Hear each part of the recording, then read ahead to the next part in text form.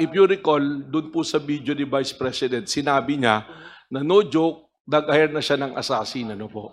And we're trying to identify and pinpoint the assassin.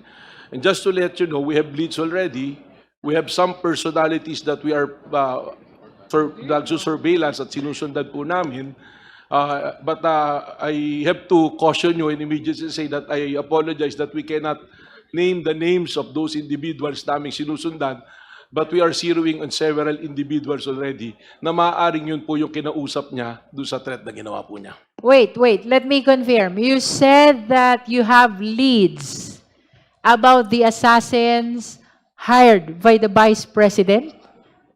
Yes, ma'am. Meron po kaming leads na mukhang talagang, at yun naman po yung findings na talagang may kinausap, kaya nga po nag-file ng kaso ng grave threat at inciting to sedition. Ano po. And this is the assassin hired to kill the President, the First Lady, and the former Speaker, which we saw from her video. Yun po yung part ng aming ongoing case build-up and to solidify po kung ito yung individual talaga. If you recall, meron pong mention, it's not been denied, na meron pong itinayong Vice President Sara, parang Vice Presidential Security Group, yung sarili niyang group.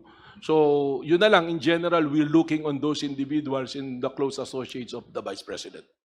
Can you expound on the Vice President Security Group? What is the significance of this to your ongoing investigation? Well, meron po kasing mga na-identify dyan na still in the military service and marami rin po dyan yung no longer in the military service. Ano po.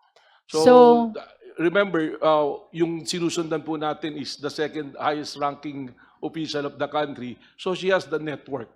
So, kaya po kailangan nating sundang maigi at i-surveillance po yung mga nakakausap at mga kinausap po.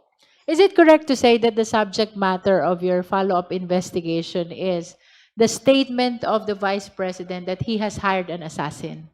Yes po, doon po talaga yon dahil we considered it as a serious and actual threat to the life of the President, kaya kailangan po naming bantayan. And you consider the creation of the Vice President Security Group significant in the investigation of this having hired an assassin?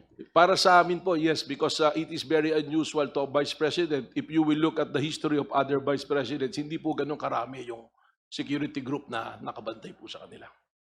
When you say hindi po ganito karami, can you give us an idea how many security does the Vice President have in comparison with those who serve as Vice Presidents? I'm not sure what is the number, but during the time of Vice President Lenny, I think it's not even more than 30. Pero dito po, hundreds po yung security na tinayo po nila. You are saying that during the time of Mayor Lenny, Vice President Lenny, around 30. And That is my recollection po. during the time of VP Sara, how many?